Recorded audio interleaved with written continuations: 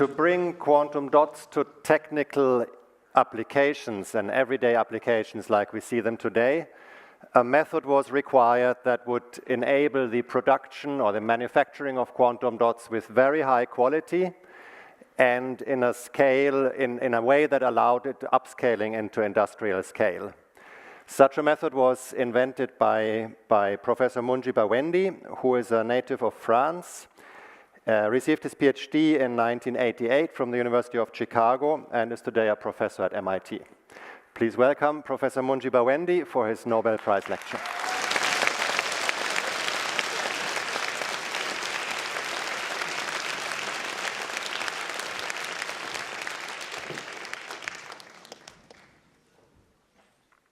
I want to start by thanking the Royal Swedish Academy of Sciences and the Nobel Committee for Chemistry and the Nobel Foundation for this incredible honor of being here in front of you.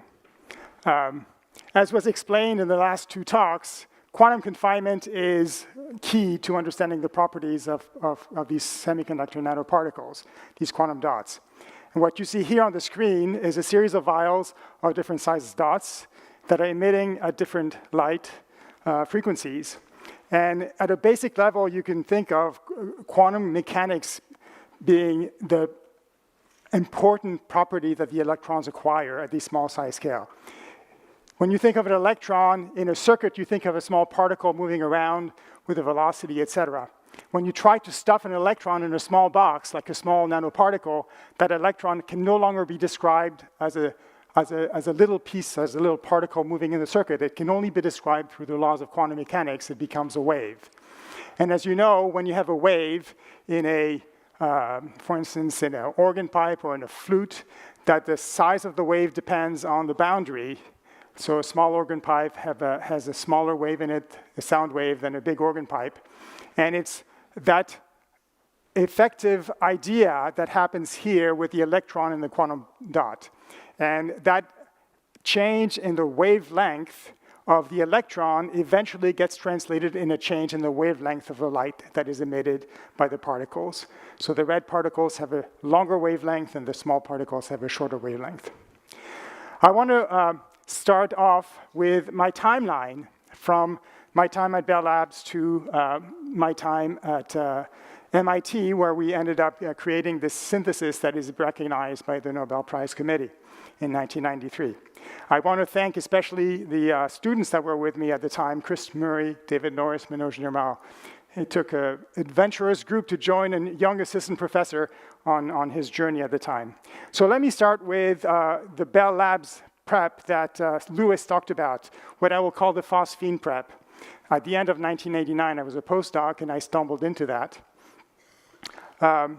The phosphine prep, and I have my slides also from 1990, etc., on transparencies. The micelle prep, it should be called the inverse micelle prep. Stargewald, Alvasados, and Bruce developed that before I came as a postdoc, basically creating little droplets of water and making the reaction at room temperature in these droplets of water to eventually create a small powder of particles. And what they had found that by annealing the particles at, for instance, in a Lewis space like 4-ethylpyridine at 160 degrees, you could make better particles. The water amount regulated the particle size. So what they had found that by boiling in pyridine, these particles, sometimes they found this very interesting transition, this very sharp peak in the optical spectrum around 410 nanometers. And my job was to try to figure out what was that. And I really didn't know any chemistry. And really, Mike Stargewald, who is here today, taught me everything I know about organometallic chemistry. I was a theorist first, and then I became a spectroscopist. And then, through an accident of time and space, I ended up at Bell Labs working with Lewis, who really taught me how to be a scientist. So I didn't know what a Lewis space was, so I asked Mike, what is a Lewis space? And Mike showed me a bunch of Lewis spaces in his lab, so I took a bunch of these things, and I started cooking the particles and whatever I could find. And for most of them, nothing much happened, but there happened to be a bottle of tributylphosphine where some magic happened. And you can see the word magic on this slide.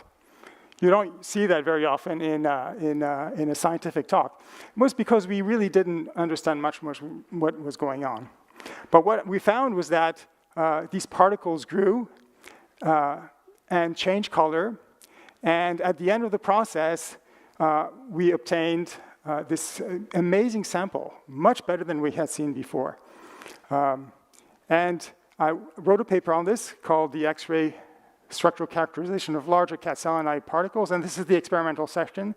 And you see underlined in red the words occasionally. That was part of the magic. So occasionally a red color appeared. What we had created was a material that had a much better crystalline structure than before. The optical properties was much better. So as you go down the side here, you see this very broad-looking thing on top. And as you go and anneal at higher temperatures, eventually coming to this phosphine prep, you start seeing the appearance of structure in the spectrum. That showed that the particles were getting better.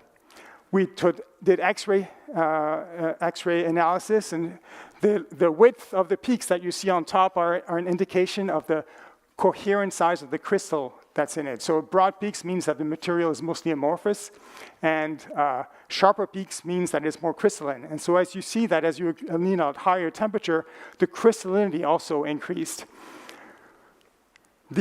Going to low temperature is also something that we do quite a bit. This is at 15 Kelvin, because at room temperature, your analysis of what's going on is hampered by thermal noise. Things get broadened out by thermal noise, which you can eliminate by going to low temperature. And what we found was this sharpening of the spectrum, indicating that we could now see really the size distribution was getting much narrower, and we could really see this wave, the electron wave, this exciton, being very well defined in the particles. And most importantly, in the lower left-hand side here, you see by combining this really beautiful sample with an optical method which selects the biggest particles in the sample, we could see the very sharp structure of vibrations of the atoms inside the particle. That showed us that we had finally found something that was really quite crystalline, of the quality that we were after. But the problem is that I could only make one size.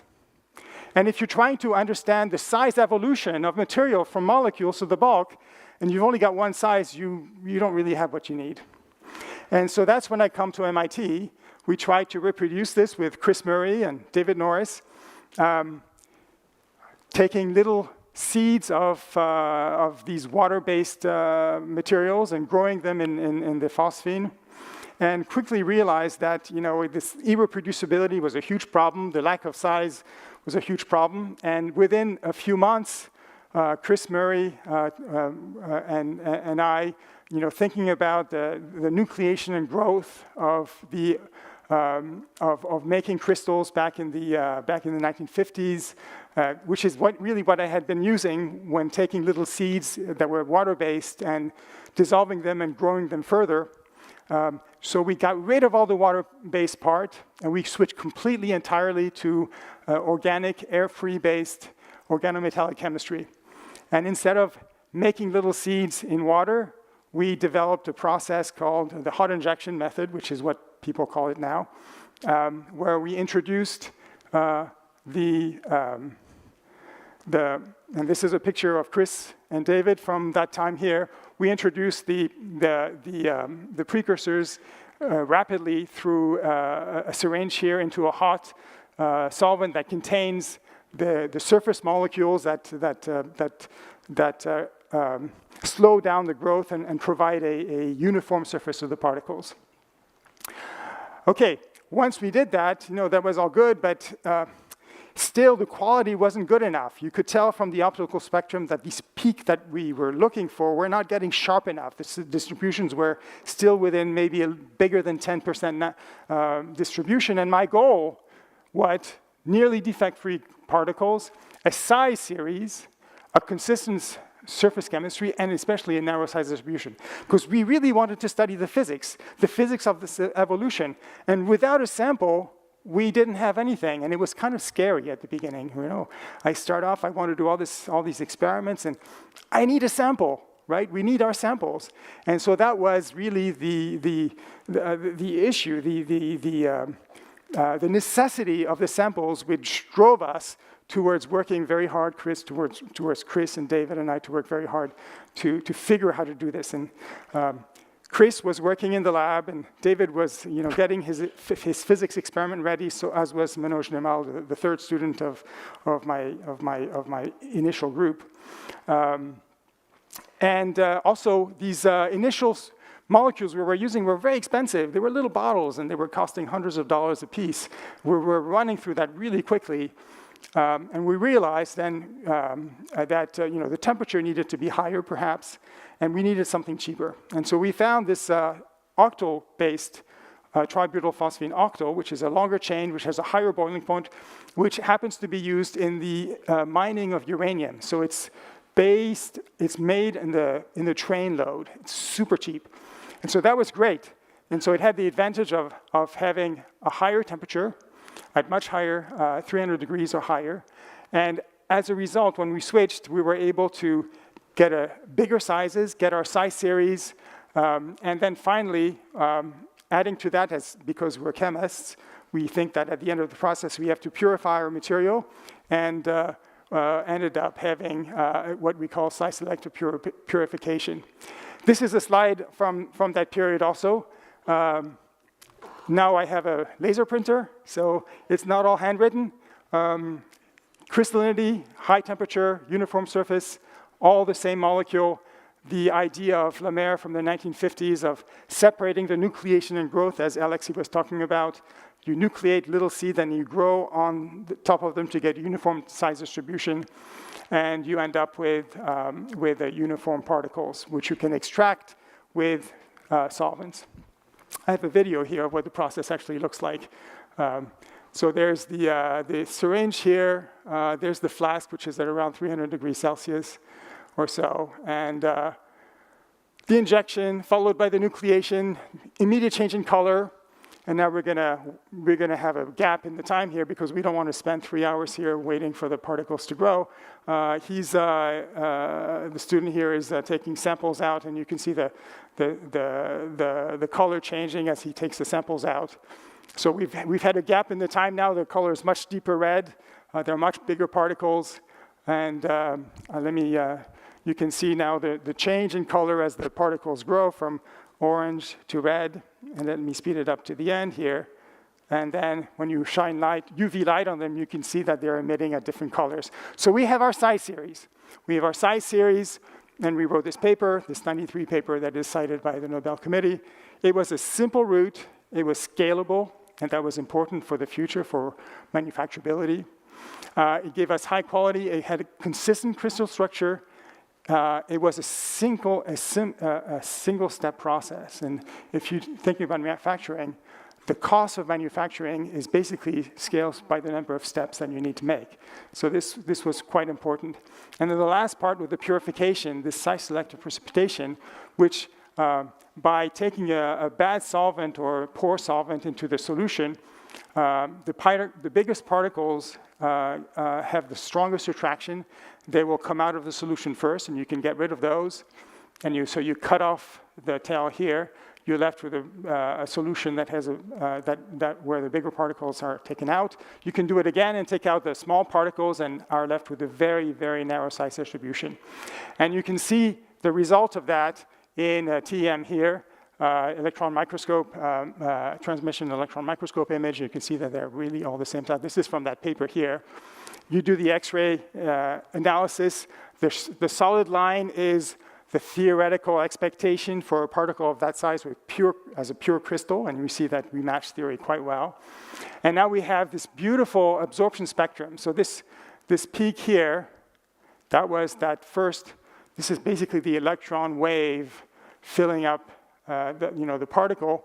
And then the other peaks you can think of are harmonics. Like in music, you can hear the harmonics of the different scales. So these are basically harmonics of that waves here. So that was the first indication that we could see the excited harmonics of the particle. And the emission was now extremely narrow, much narrower than before, right at the edge here, and much brighter than before, around 20% or 30%, what we call the quantum yield, which is the ratio of the photons that come out to the ratio to the photons that we put into the material. 100% is the best that you can do. And the exquisite tunability that Chris Murray was able to do with this synthesis here is shown here. So this is a psi series, and you can see the change in the color. This is 400 nanometers is blue, 700 is quite red, and you see the change in color. So the difference between any of these two is basically a handful of atoms that give you this huge change. And then as you look at a blow up of a few of the ones on my left here, you can see these harmonics being shown very nicely.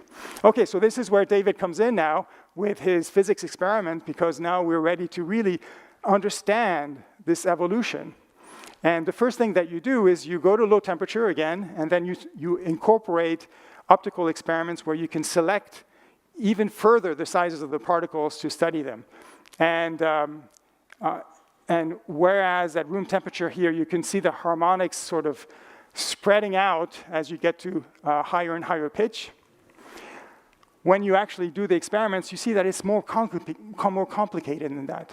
And the reason it's more complicated is because these are not empty boxes. These are boxes that have atoms in them. And that electron wave interacts with those atoms. And so you see interesting things like, you see that the harmonics here wants to go get higher pitched, but then it gets repelled by another harmonic here. In spectroscopy, we call that an avoided crossing.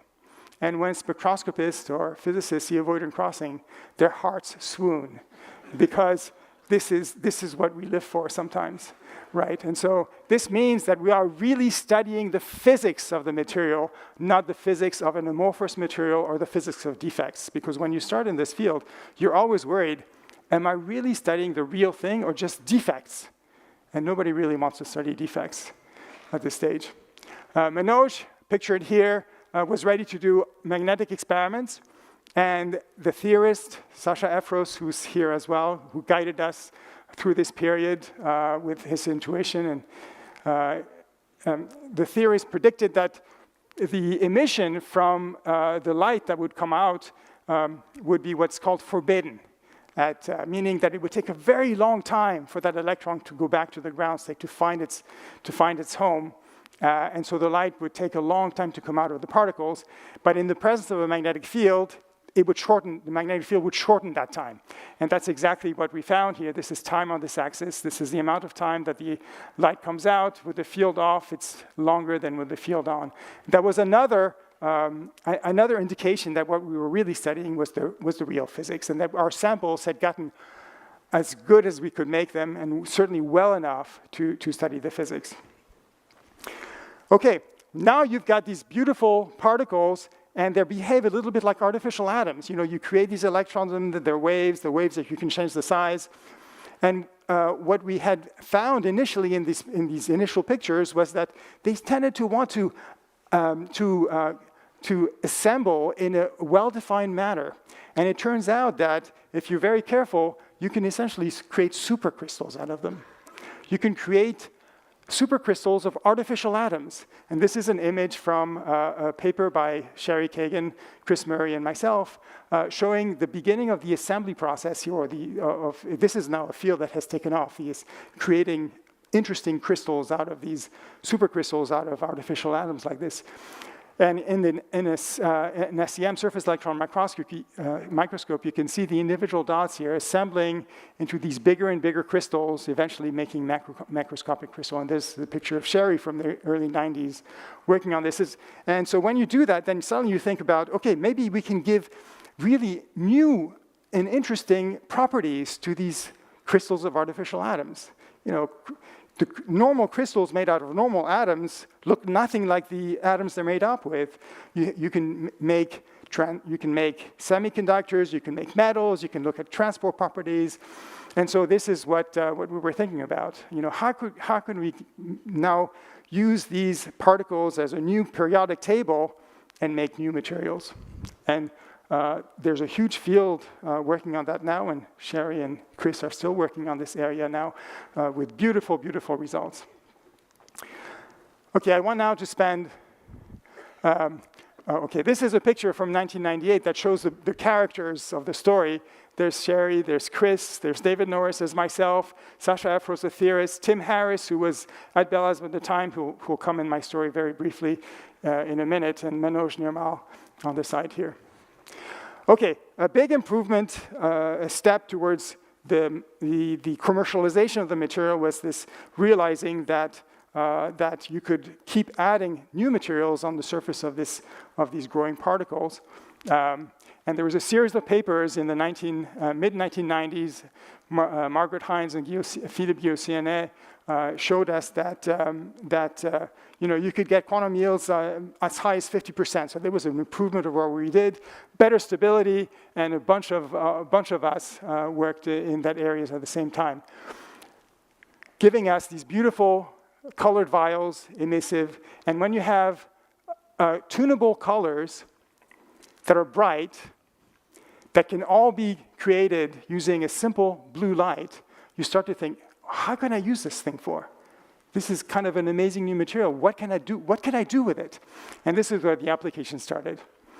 The first use for them was not a real commercial application. It was the realization that these things were now very stable and good enough that we can actually see them one at a time. And when you see them one at a time, you discovered a wonderful new world. For instance, you discovered that these things are like stars. They blink on and off, and we have to try to understand that. You discover that you can actually go and look at the spectrum, look at of these materials, and you see that as you cool down, that they're all different. They all have different spectra, but they're very, very narrow. And you can see that here on the scale here. And that has then you look at the dynamics. You see all sorts of new dynamics that you didn't expect. This is the exploration of science. You find a new material and you do experiments. You find things you didn't expect. So we saw this is energy on the scale as a function of time. You see jumps. So basically, these little particles become sensors of their environment. They're not isolated. They live in a matrix where there are electrons that are moving around, there are electric fields that are moving around, and so all these jumps that we see are due to charging or of the particle itself, charging of the surface, or local charge dynamics. Eventually, we figured out how to make the particles so that they were less sensor of the environment, more stable. And recently, that has allowed us to apply these materials, or begin to apply them in quantum optics. And what you see here is a recent result showing what is called two-photon coalescence. So if you can get photons coming from these particles that are indistinguishable, that look alike in every possible way, and you put them on a beam splitter here, one coming from the bottom, one coming from the right, from the left here, instead of coming out in stochastic way, they will always come out together. And this coalescence is a hallmark of what we need, what is important towards making a quantum communication and quantum computers optically. I talked about particles as building blocks. I want to show you one example of super nanoparticles. This is combining quantum dots here, semiconductors, with magnetic particles to create these superparticles now that are even bigger. So this is the building block idea. These superparticles are made up of luminescent quantum dots and magnetic little particles, and so they react to a magnetic field by being attracted to it. So they're both emissive and magnetic. They end up being these little core shells where the emissive particles are on the surface and the magnetic particles on the inside. And so you see this beautiful order happening. When you have particles that are really all the same size, really like atoms, when you put them together, they can order in really interesting ways. And you can see the chemical analysis on the bottom. The first application happened in the late 1990s in biomedical imaging, cell labeling. And there was a company that was created to commercialize that, and they did really pioneer work on that. And you can see here a cell labeled with quantum dots in the nucleus and dyes on the outside, and the dye bleaching out and disappearing as the quantum dots survived because they're little pieces of rock. We did a bunch of in vivo experiments and showed that by choosing the surface ligands correctly, then we were able to make these things biocompatible. So in green here you have the vessels in this image here, and then we inject quantum dots, and you can see them sort of getting out of vessels into the tissue without aggregating. And so this then has led to a whole bunch of studies of using the quantum dots to understand the tumor microenvironment, for instance.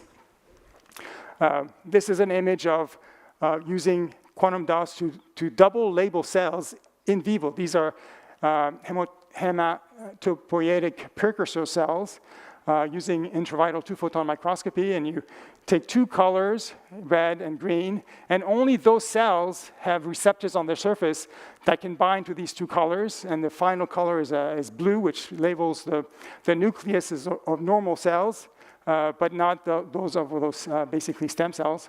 And so now when you go with a microscope and you look for yellow, which is the combination of red and green, you see this one cell here, which is the cell that you're trying to study, and you want to study its microenvironment to see how it survives in the bone marrow, in this case here.